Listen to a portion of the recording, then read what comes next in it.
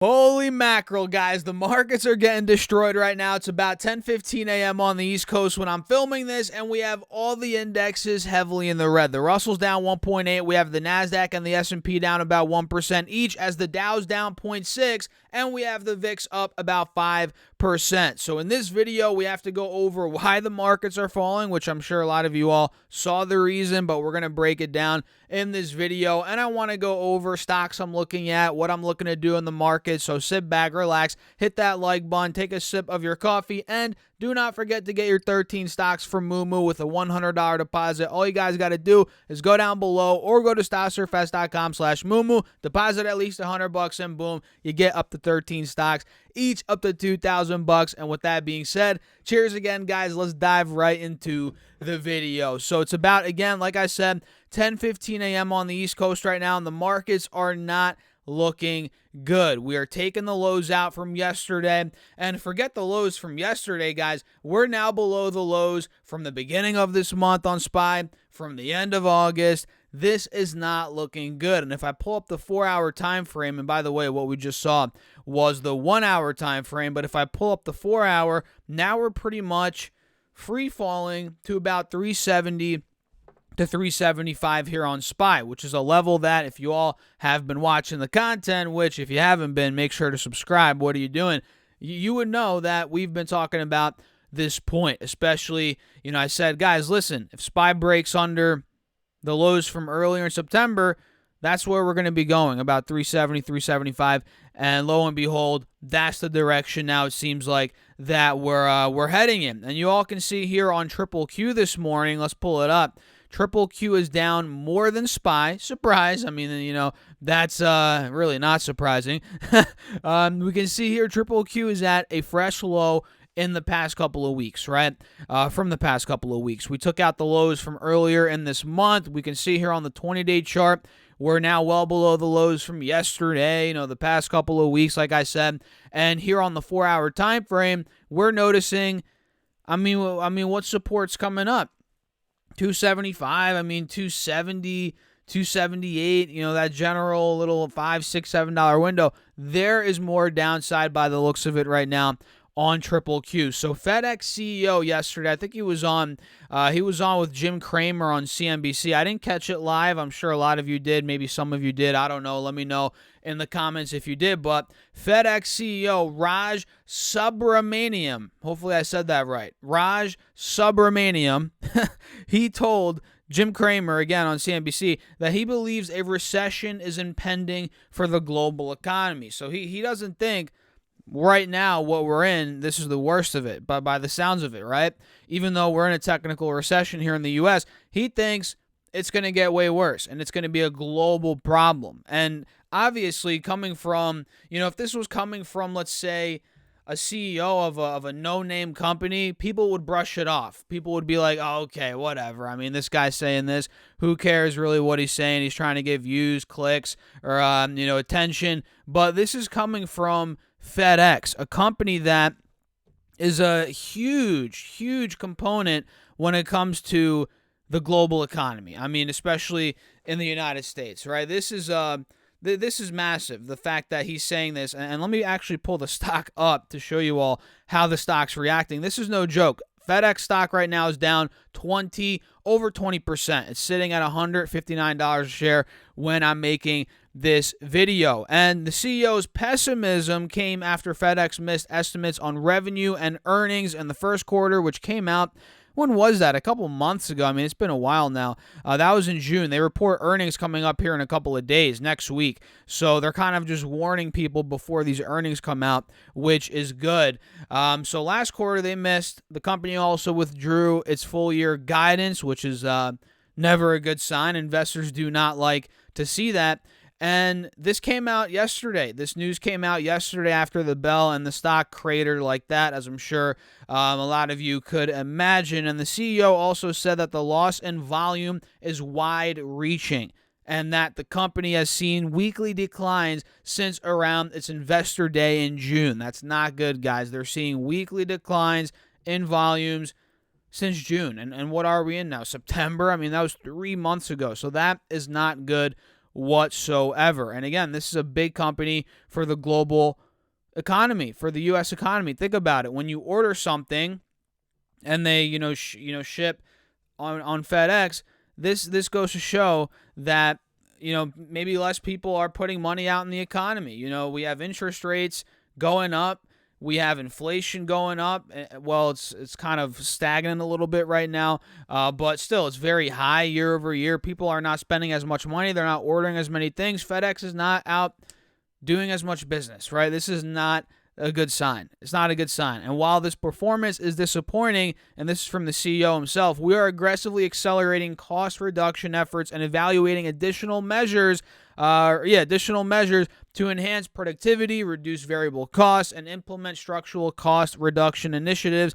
And to be honest, it's great that he's saying that and that they're doing that, but we're really not seeing any of that in real life quite yet. The results of that, I guess you can say, which I understand it takes time. It's not going to happen overnight, guys. I mean, this is not a friggin' Hollywood movie or something, but these efforts are aligned with the strategy we outlined in June, and I remain confident in, oh God, I got to sneeze.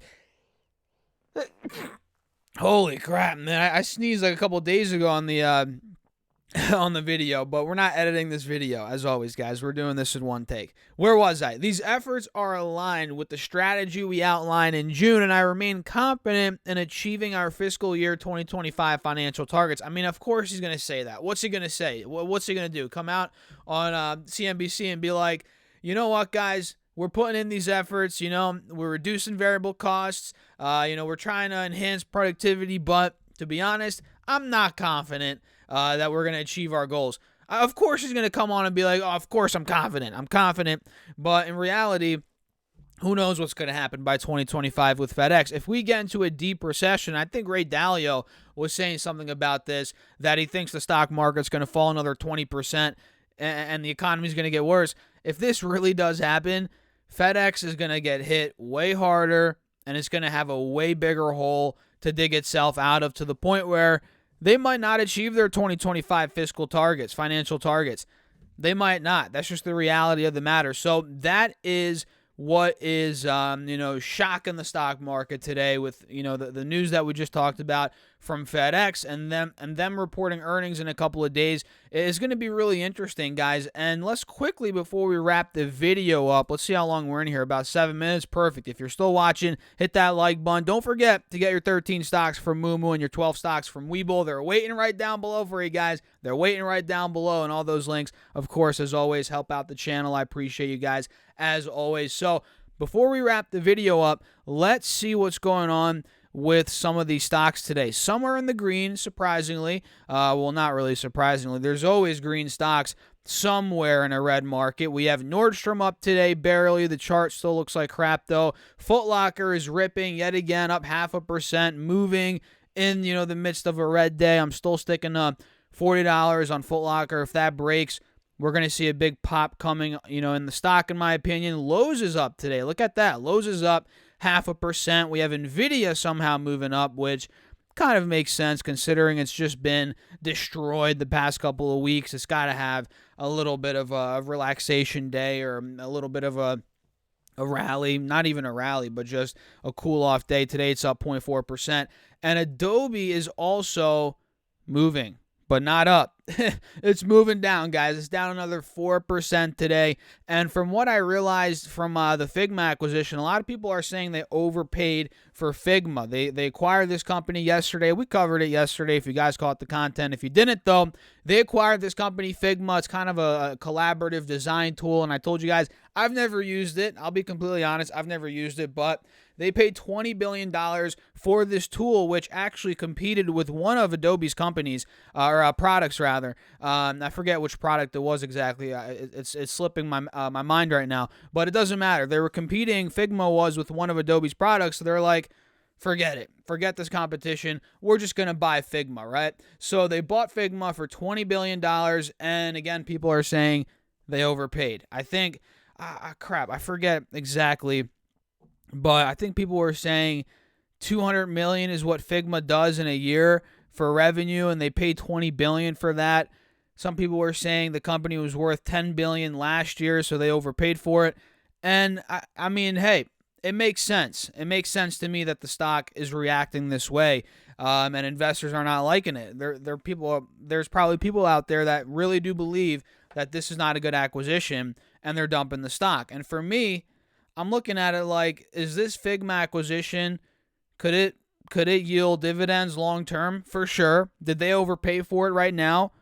Maybe, yes, they overpaid for it. But who's really to tell? I mean, can you see 3, 5, 10 years down the line? I mean, look, Google bought, and I'm not comparing Figma to YouTube, or who bought? Yeah, Google bought YouTube whenever that was. They paid a very small amount. Look at what it is now, right? Look at what it is right now. I'm not saying Figma is going to be like YouTube growth, but who's to say? Who's to say that in 3 to 5 years this doesn't pan out for them? It's an unknown, and people are jumping ship because it is an unknown, and this is opening up opportunities for people like myself who want to own the stock. And I'm getting very close to buying. In fact, I did buy some in my fiance's account. I didn't buy any in my account yet. I guess I'm loading the risk on her for now. But I bought a little bit, nibbled a little bit in her account, and I'm probably going to buy some in mine. Maybe today, maybe at some point next week. But overall, Adobe, I like it. I'm buying, well, not personally yet, but in my fiance's account, bought a little bit this morning. And I'm going to be buying myself personally probably later this week. Or not later this week, later today at some point next week as well. And I'm not rushing it because, like we covered earlier in this video, markets are starting to free fall. And if this comes to fruition, what I think is going to happen, SPY is going to go down and test the lows. What do you think is going to happen to Adobe, guys? Adobe will continue to fall, in my opinion. Adobe does have room to go down to the mid-200s. If you guys think this is the end for Adobe's fall, I think you're wrong. If you guys look on the March lows in 2020, Adobe was at 250. It's getting pretty dang close to that. I think we're going to go down and potentially test that. I think it's in the cards. So for that reason, I only nibbled a little bit in my fiance's account. I'll be buying a little bit, nibbling a little bit, but keeping a lot of the position to be built out for this next leg down, which I think is coming again to the mid 200s on Adobe. Which, if you guys were watching my videos a couple weeks ago, months ago even, I've been saying this for a long time. This is not something that I started saying a week or two ago. I've been saying I want to buy Adobe in the mid to high 200s, low 300s. And here we are. I've been saying this, and that's when Adobe was at 400 a share, over 400, and you guys were like, Stas, come on, get realistic. And here we are. And I think we could go lower. That's just my honest opinion. So with that being said, 13 minutes in, we'll wrap the video up. If you enjoyed it, you know what to do. Hit that like button, subscribe, join my Patreon if you want. That's linked right down below. And feel free to get your 13 stocks from Moomoo with a $100 deposit and your 12 stocks from Webull with any amount deposited. All of those are in the description box, and I'll catch you all, with that being said, in the next video. And yeah, good luck today. These markets are freaking crazy. Let me know what you guys are buying. I'll see you later.